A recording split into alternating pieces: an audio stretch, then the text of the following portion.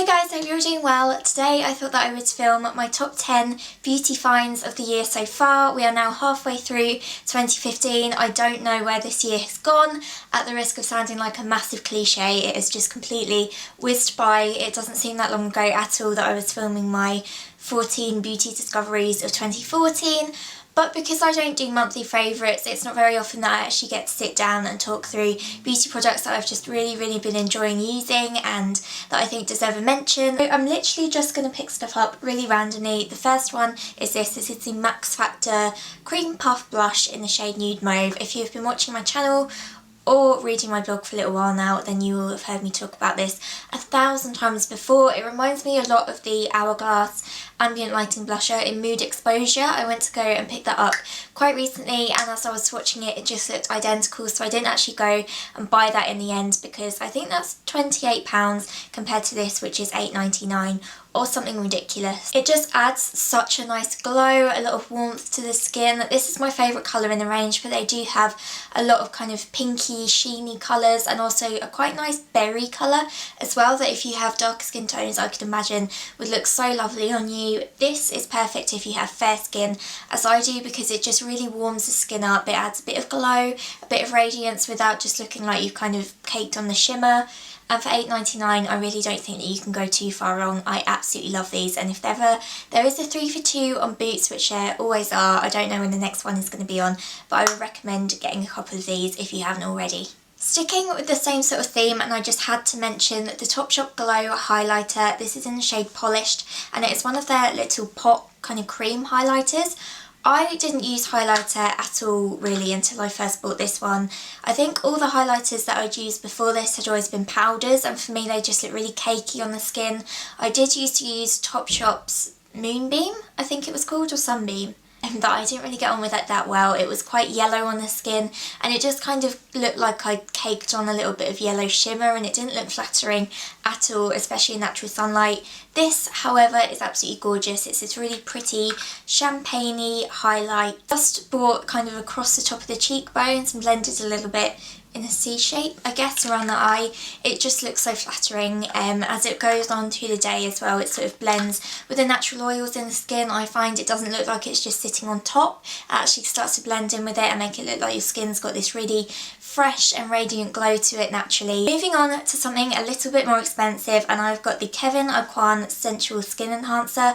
I wanted to buy this for the longest time, but I just couldn't justify £38 on a product like this. It is a really thick, creamy, heavy duty concealer, and if you consider that I've now been using this for a little while and I've literally barely even touched the top of it, you need the tiniest little bit because it is so pigmented that it will literally cover everything that you want it to cover. Because you do need so little every time you apply this, I actually don't find that the price point is too bad. I still would like it obviously to be a little bit cheaper, but it is a wonder product. I have blemish prone skin. I get a lot of spots and pimples, especially around my chin. Today's actually quite a bad day for them, but just dabbing a little bit of this over the top really helps to conceal any redness, really helps to cover everything, and considering that it is so thick and so creamy and so heavy duty, it doesn't actually look like it's sort of clinging to any dry patches in the skin either. I also like to just mix a tiny amount of this in with my Dr. Jart Waterfuse BB cream, which is my favourite base, just to up the coverage a little bit if I need to. I also like using it with my eye cream, which is by La Roche-Posay. I just find that mixing a tiny bit of this in with that in the mornings and passing it underneath the eyes actually gives really amazing coverage, but it doesn't look at all cakey. The La Roche-Posay eye cream is sort of a gel sort of formula, so it's really soothing on the skin, and once it's mixed in with this it just makes the perfect kind of concealer eye cream hybrid. I really love the two of those at the moment. I also couldn't do a top beauty discoveries of 2015 without mentioning NARS Sheer Glow Foundation. I absolutely love this stuff. I'm staying at my parents' at the moment, so I have got a little tiny pot of it that I decanted before I came away because I didn't want to lug kind of big heavy foundation bottles with me. So this is not going to be the easiest thing to show. But I'm sure you all know what it looks like anyway. I use the shade Gobi, which I think is light 3, I think, if I'm correct. And it's just the most flattering thing on the skin. When I don't want to use the Topshop BB cream, which is kind of my go-to everyday base, so particularly in an evening, if I'm going out, this doesn't have any SPF in it, which means that it's fantastic in photographs and things like that. And it just makes your skin look so fresh and radiant and healthy. It really does give you a nice natural glow. With amazing coverage as well. It's really quite full coverage, even though it's sheer glow, which might put some people off, but I personally love it. I like to use BB creams and tinted moisturisers on an everyday sort of basis and keep the NARS sheer glow for something a little bit extra if I need it. It doesn't have any fragrance in it either, so it doesn't irritate my skin at all, which is something that I find quite a lot with kind of heavier coverage foundations. They can really cling to the skin, really block my pores up and give me quite bad spots. But I absolutely love this stuff. The last product in the base category, and I feel like this video is pretty much all going to be about bases, but I have got the Bobbi Brown Corrector. This is not a new product by any means. I know a lot of people that have used it for the longest time, but it's only earlier on this year that I finally got my hands on it. I have got the shade Extra Light Bisque, which is this really nice kind of peachy, biscuity sort of shade, which I find perfect for just patting in like the inner corners of my eyes. I do get a lot of darkness, I get a lot of kind of purple, bluey discoloration around that area, so I find that a colour like this really balances it out. For the longest time, I saw people talk about this product and say that they couldn't live without it, and it's taken me a long time to finally get my hands on it, but now that I have, I definitely think that I'm probably in that crowd. I use it every day before I apply concealer, and it really just kind of tones down any of the darkness. It erases it a little bit before you apply like a more heavy coverage concealer over the top, and I find that doing that extra step in the morning just makes me look a little bit more awake and a little bit more vibrant, which is what I need on a lot of mornings recently. My camera cut out and I've now been joined by a cat, so hopefully she won't be too disturbing during this video. Fingers crossed anyway, she'll probably just sit there completely still. I'm going to move on, and I'm moving on to tools, and this is one that I just had to mention. It's the Real Techniques Flawless Complexion Sponge. I absolutely love this. I first bought it I think just after Christmas. I've been using it ever since. I haven't used a sponge to apply makeup until I think probably like high school.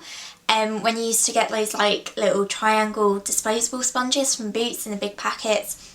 Used to love those. Then I went straight on to fingers, and then I think I went on to using brushes after that, and it's taken me a long time to get back into using sponges, but this is so good. I've personally never used a beauty blender, so I can't really compare the two, but I love the shape of this one. It has this flat side, which is so nice just to kind of pat product onto the cheeks, and also this nice pointed side if you really want to get into the inner corners of the eyes and just blend out any concealer or anything. I use it damp, and I find that using it with the NARS Sheer Glow foundation is a really good one. They go really well together, and if you use it with that, then it does make the Sheer Glow foundation a little bit more glowy and a little bit more dewy, which is kind of what I guess you would expect from a foundation with that name anyway. Then have another tool. This is the MAC 266 brush. I think it's just this angled brush. I use this with the Anastasia Dip Brow Pomade every single day. I think that the two of them work perfectly. It's this really fine, kind of thin angled brush, so it allows you to be really detailed. It's amazing for winged eyeliner as well. That's not something that I do on that much of a regular basis, but using this with gel liner again is perfect because it's just so thin and you can get a really precise kind of angled line from it. Also from MAC is their Patisserie lipstick. This is a Lustre finish.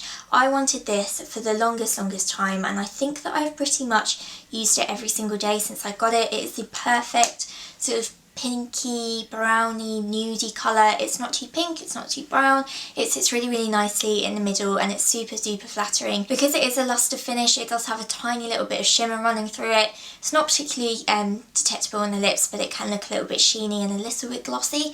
So because I do prefer a matte lip, I just kind of blot it down with a little bit of tissue paper after I've applied it, and I find that it's perfect. Then have one of these, but I'm talking about the whole collection when I talk about them. These are the Stila Smudge Sticks. I've got the shade Starfish here. The shade Lionfish is absolutely gorgeous as well. They're really easy to smudge out, just kind of along the top lash line, and that's how I prefer to use them. This one is a really nice kind of brownish olivey green sort of colour with a little bit of shimmer through it.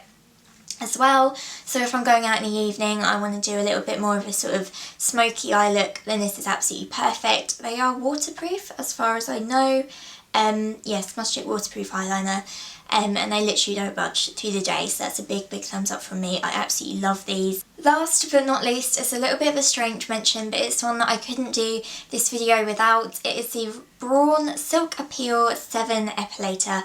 I absolutely love this. I'm an epilator convert. I hadn't started until I think about February, March time of this year, and it is just so convenient. It is so easy. Epilating is one of those things that it is a bit painful the first time that you do it. It's not unbearable, and if you can get through that first time, then you will be absolutely fine doing it after that, because the pain just goes pretty much. You can still feel it obviously every time that you do it, but it's definitely not painful. It's more sort of a little bit uncomfortable, but it's nothing that I can't deal with, and it just means that I don't have to bother shaving my legs for like a fortnight at a time, which is amazing. I am a big wuss when it comes to pain, and if I can do it, I really believe that anyone can. So I think that is all that I have to talk about today. I really hope that you enjoyed this video, and I will see you guys soon. Bye!